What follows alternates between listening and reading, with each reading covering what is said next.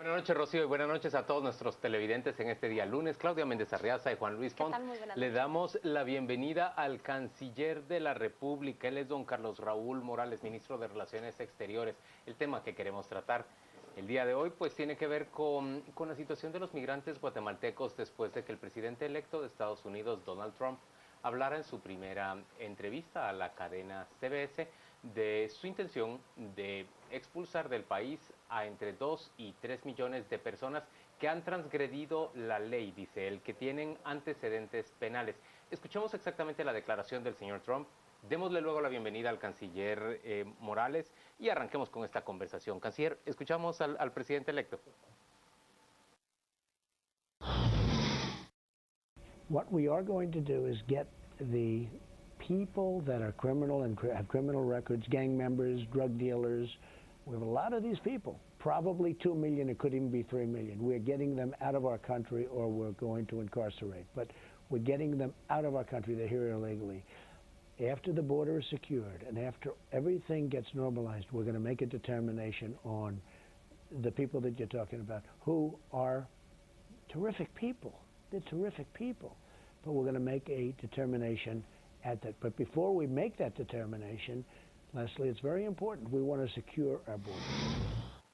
Esas son las palabras del señor Trump. Señor canciller, ¿cómo reacciona usted en primera instancia a esas palabras? Primero, muchas gracias por esta invitación. Muy honrado de estar aquí de nuevo con ustedes en Canal Antigua. Para poder emitir una opinión sobre estas palabras, primero tenemos que hablar necesariamente de lo que fue la campaña electoral. Fue una campaña electoral atípica, fue una campaña llena de ataques, fue una campaña que adquirió una temperatura nunca antes visto en un proceso electoral en Estados Unidos, y fue una campaña en la cual el mensaje posicionado precisamente por el ahora presidente electo Trump fue un mensaje de mucha agresión contra los migrantes. Yo me quedé despierto, estaba en Ginebra la semana pasada en una reunión de OIT y me quedé despierto hasta escuchar el primer mensaje del presidente, del entonces presidente electo. Y me llamó mucho la atención cómo ese primer mensaje, cómo ese primer discurso varió radicalmente en comparación a lo que había sido la campaña. Y ayer, que por supuesto vi toda la entrevista, me llamó muchísimo la atención cómo se focaliza en dos cosas fundamentales el señor Trump. Se focaliza en deportar a los migrantes que tengan un récord criminal y se focaliza en fortalecer la frontera, porque esto es precisamente lo que dijo en su declaración. Vamos primero a deportar, a sacar del país a todas aquellas personas que tengan un récord criminal y luego nos vamos a encargar de asegurar la frontera y luego dice por ahí, hay migrantes buenos, hay gente buena, eso lo vamos a ver después. Pero tenemos que destacar que él en primer plano se focaliza precisamente en lo mismo que se focalizó el presidente Obama en el año 2014, en noviembre del 2014, cuando dictó las medidas ejecutivas que se focalizó en deportar a las personas que fueran una amenaza a la seguridad nacional o que hubiesen cometido un delito y obviamente en fortalecer la frontera, lo cual tuvo resultados porque las deportaciones desde adentro de Estados Unidos obviamente disminuyeron en un 40% aproximadamente y los aseguramientos al paso por México se incrementaron en otro 45%. Pero nos llama la atención. ¿Aseguramientos quiere decir impedirles a las personas llegar hasta la frontera? Así es, impedirles llegar, asegurarlos en el camino, impedirles su paso, capturarlos en términos comunes y obviamente deportarlos hacia nuestro país. No se le puede llamar capturar porque no cometieron ningún delito. El ingreso ilegal en México, en Estados Unidos, como en Guatemala son faltas y por lo tanto no es un delito y por eso no se le puede llamar capturarlos. Pero las voces que representan a los migrantes tanto en Estados Unidos como en América Latina han saltado de inmediato con esta duda. ¿Quién define que es un crimen? Porque desde la perspectiva de Donald Trump como candidato a la presidencia, los inmigrantes son de por sí criminales al infringir leyes o estados civiles al cruzar fronteras de manera ilegal. Entran en esa categoría y ese es el temor que tienen hoy prácticamente todas esas voces. Hay mucho temor y es normal. Después de lo que vimos en esa campaña, después de las acusaciones, después de la retórica, de la narrativa que se dio durante la campaña electoral, es lógico que hayan obviamente muchos temores. Pero ¿quién define qué es un crimen? La ley, como sucede en Guatemala, como sucede en cualquier país. La ley define qué es un delito y qué no es un delito. Y aquí tengo que decir algo muy importante para conocimiento pues de los guatemaltecos y de la población migrante que nos ve. el estar ilegalmente en Estados Unidos, el permanecer de manera irregular sin documentos en Estados Unidos, no es un delito, es una falta de carácter civil. Delito constituye el haber sido deportado y el volver a regresar a Estados Unidos, obviamente. Que es una buena mayoría también de los migrantes. No, la gran mayoría de migrantes guatemaltecos están allá. Por supuesto, hay personas deportadas y tengo datos muy interesantes. Durante todo el periodo del señor presidente Obama fueron deportados, al menos hasta el día de hoy, 292.253 guatemaltecos. Si lo comparamos con los 3 millones o más de guatemaltecos, 3 millones y medio, diría yo, de guatemaltecos que tenemos en Estados Unidos, pues obviamente es un porcentaje menor.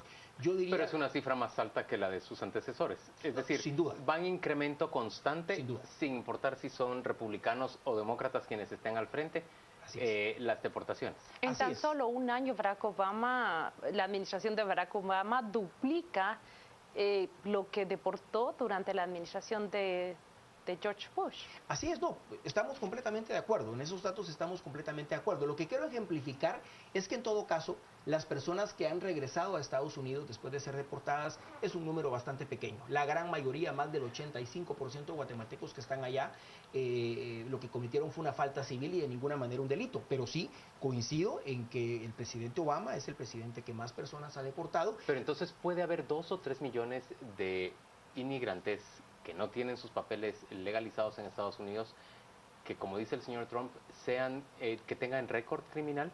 ¿Puede haber un volumen tan grande? A ver, ¿me habla de la población guatemalteca? No, le hablo de la población migrante en general. Esos números hay que revisarlos. De hecho, déjeme decirle, Juan Luis, de que no existe un récord exacto de cuántas personas tienen un proceso en este momento abierto acusados por haber cometido un delito.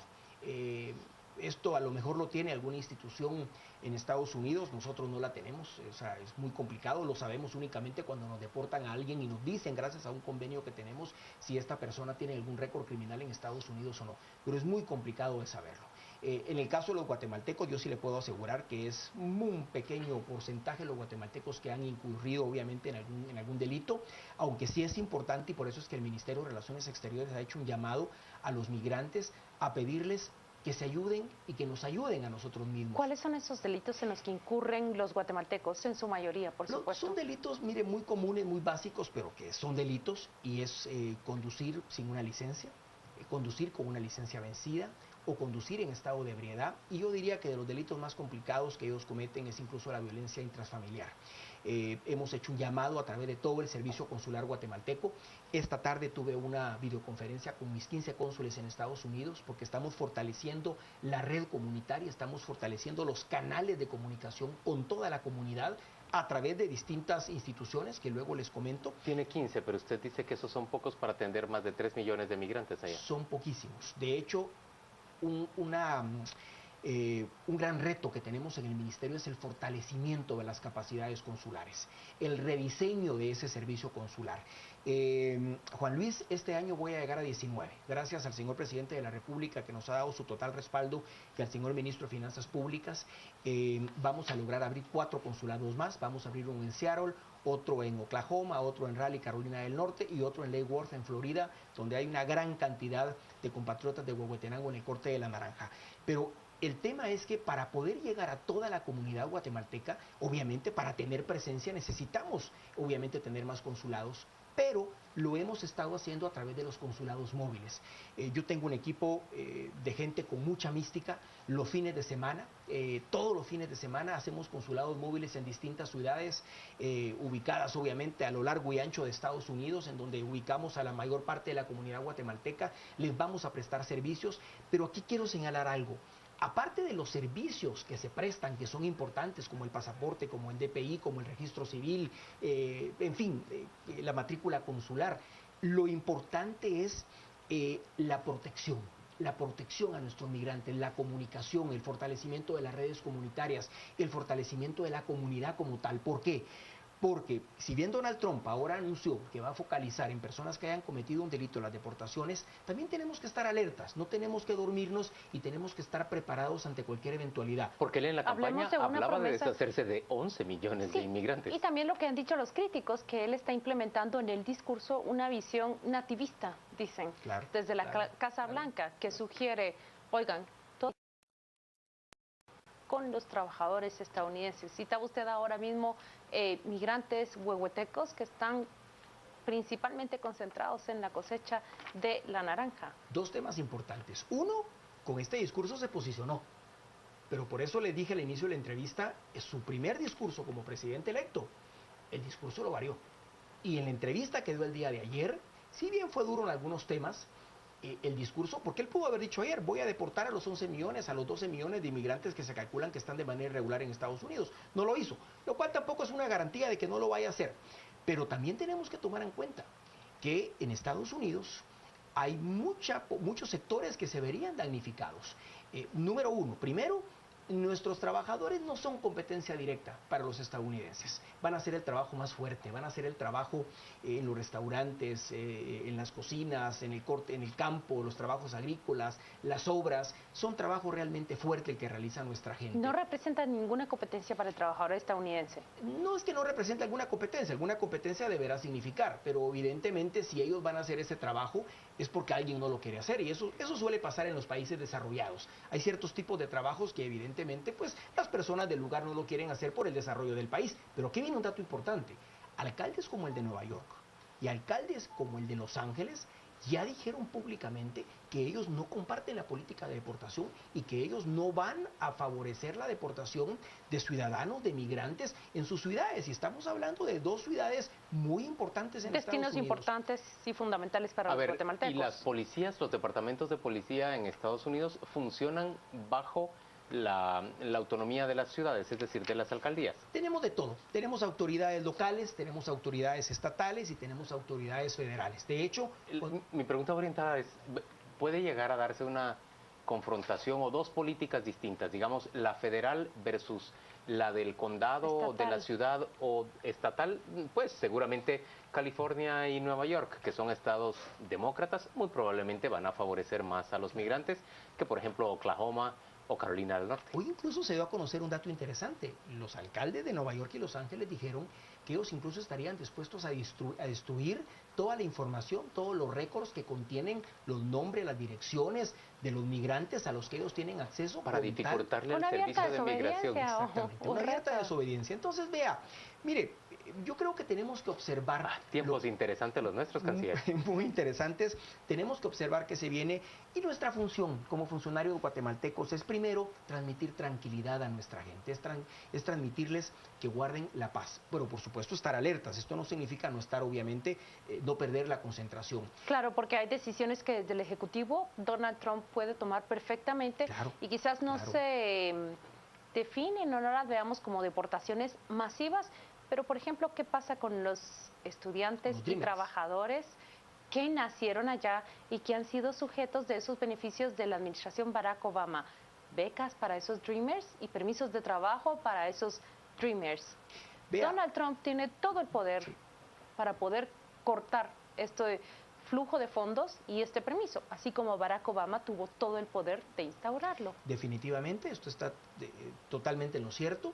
Los Dreamers, por ejemplo, el DACA es una acción ejecutiva que el presidente Obama autorizó en el año 2012. Hoy habló Obama de ese tema y dijo que le pediría al señor Trump que respete esa política como parte de su legado. Guatemala se beneficiaron 22.821 guatemaltecos, jóvenes guatemaltecos, que ingresaron antes del año 2012. Ellos son Dreamers. Son Dreamers, que tienen menos de 16 años cuando aplicaron. Hay 800.000 Dreamers en total, contados hasta hoy. Así es. Canciller Claudia, tenemos que hacer una pausa comercial. Volvemos dentro de muy poco para seguir conversando sobre los desafíos, los retos, los temores que se abren en Estados Unidos para los migrantes guatemaltecos a partir de la llegada de Donald Trump a la presidencia.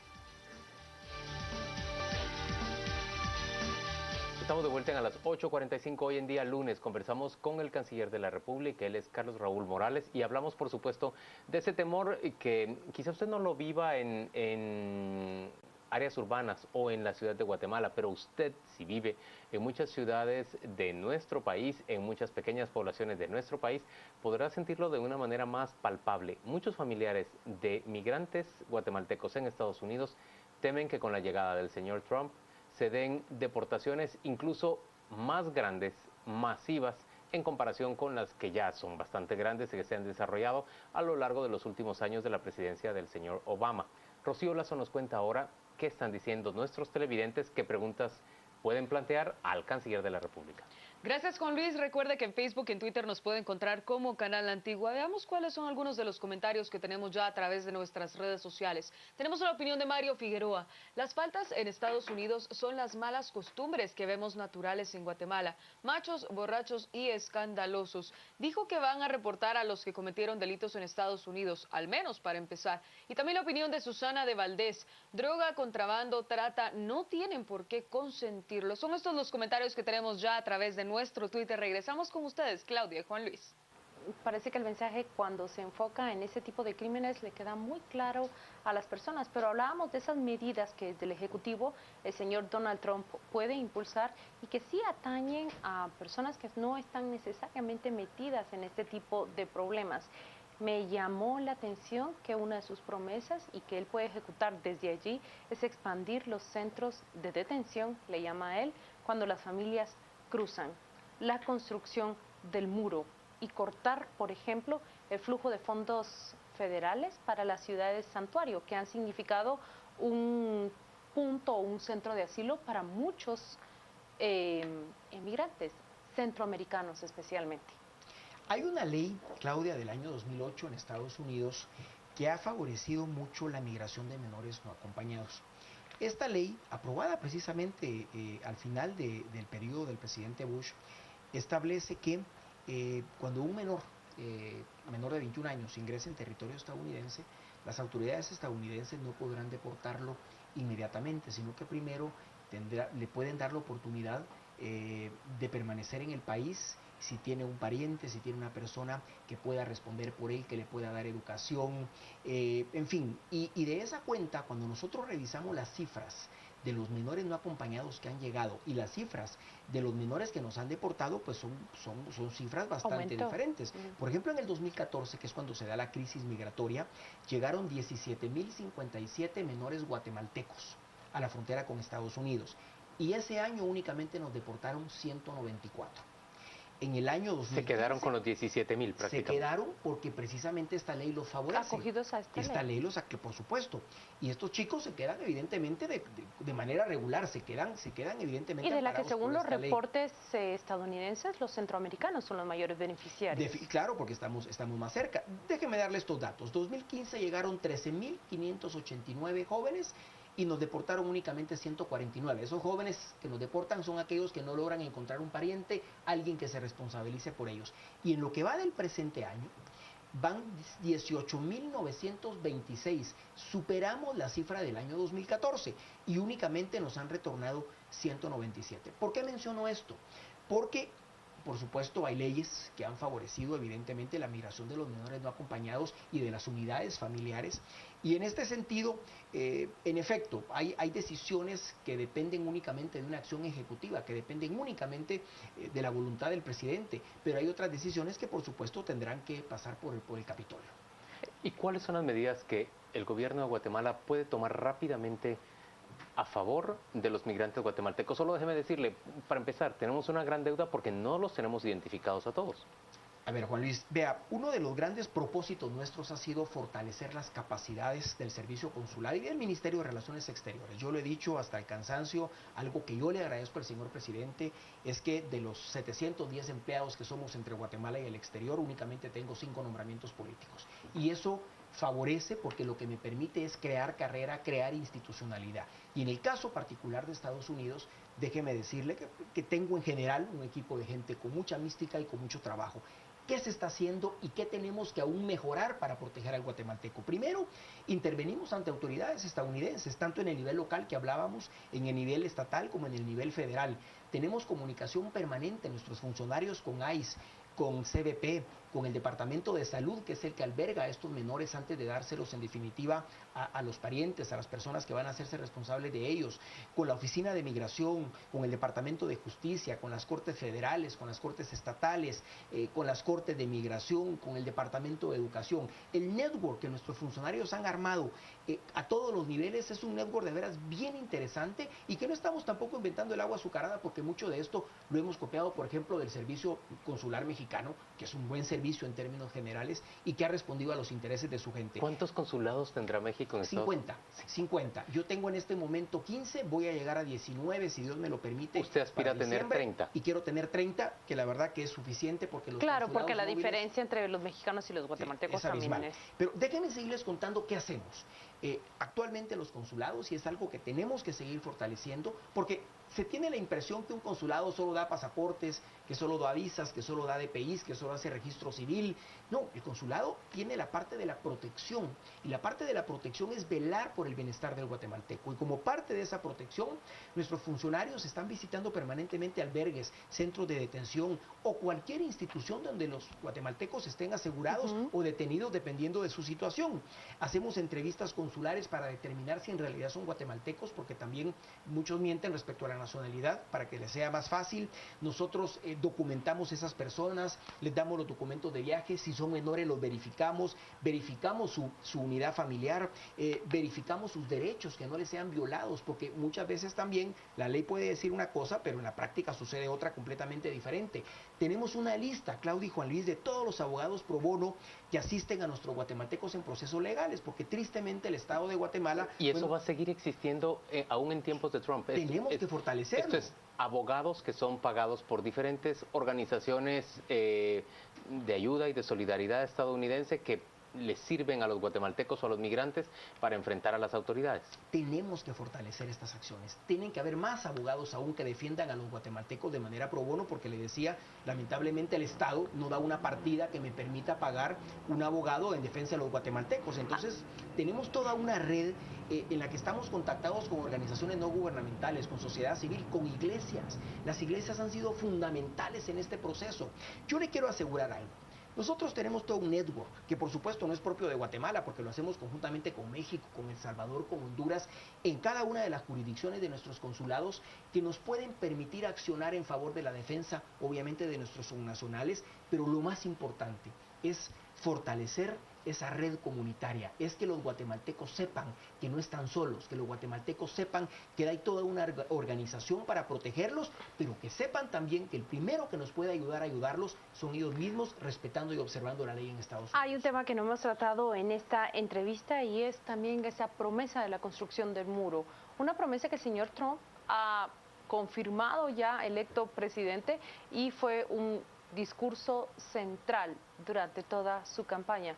Con la construcción del muro, ¿qué toca y qué queda decirles a los guatemaltecos que deciden migrar hacia Estados Unidos? Claudia, yo estuve recientemente en abril, he estado en otras ocasiones, pero la vez más reciente fue en abril con el señor presidente sobrevolando el área fronteriza de McAllen. El muro ya existe. Y no existe uno, existe un muro, existe una verja, existe otro muro, es decir, el muro en buena parte de la frontera ya existe. Por supuesto hay áreas que no existe, pero son áreas, por ejemplo, donde está el desierto, en donde es realmente difícil poder llegar. Y déjeme decirle que muchos guatemaltecos y muchas de las personas que llegan a Estados Unidos llegan precisamente a través de esos muros. Mire, nuestro país tiene que trabajar muy fuertemente en mejorar las condiciones para nuestra gente.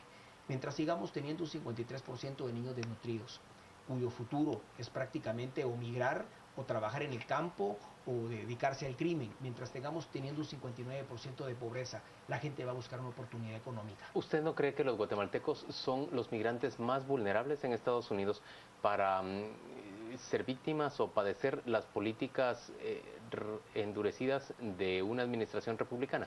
Yo creo que cualquier migrante... Digo, en comparación con los mexicanos y los salvadoreños. A ver, lo que pasa es que El Salvador, Honduras y Nicaragua, por ejemplo, tienen un remedio migratorio, exactamente. Remedio migratorio que faltará ver... si el señor Trump no se los quiere votar. Es una acción ejecutiva también. No voy a plantear el peor de los escenarios, aunque nosotros estamos preparados para el peor de los escenarios, pero yo no puedo transmitir miedo ni transmitir, obviamente, pánico. Sería lo último que yo haría. Pero lo que le puedo asegurar es que tenemos una red consular que está para apoyar a esos guatemaltecos, que al día de hoy han podido trabajar que este año, si Dios lo permite, vamos a cerrar con remesas que van a estar arriba de los 7 billones de dólares, 7.000 millones de dólares que nos han dado paz. Sería un golpe durísimo que nos grabaran esas remesas, ¿verdad? Yo creo que eso sería es un golpe tan duro como lo es la deportación. El primer ingreso en Guatemala de divisas es ese. El segundo es el azúcar, que anda en 1.200 millones de dólares. 7.000 millones de dólares. Y un dato importante, esos 7.000 millones de dólares le dan de comer a la mayor parte de la población guatemalteca, porque no hay un guatemalteco, y digo, ahí me incluyo yo, que no tengamos un primo, una amiga, una mamá, un papá en Estados Unidos. Y la labor social, la tranquilidad social que nos dé en Guatemala, esa remesa, que aunque se critique que el 85% sea para consumo, pero los niños, los jóvenes tienen alimento en sus estomaguitos. ¿Usted tiene familia? Me quedé con la duda, ¿tiene familiares de su núcleo familiar cercano ¿Primos? en Estados Unidos? Yo tengo 88 primos por el lado materno y tengo algunos primos, muchos primos que viven en Estados Unidos que se fueron hace mucho tiempo. Canciller, gracias por acompañarnos a las 8:45. Vamos a una pausa comercial y volvemos para conversar sobre esa fuerza trinacional que se establece Guatemala, El Salvador, Honduras para luchar en contra de la violencia, de las pandillas y del narcotráfico. Ya venimos.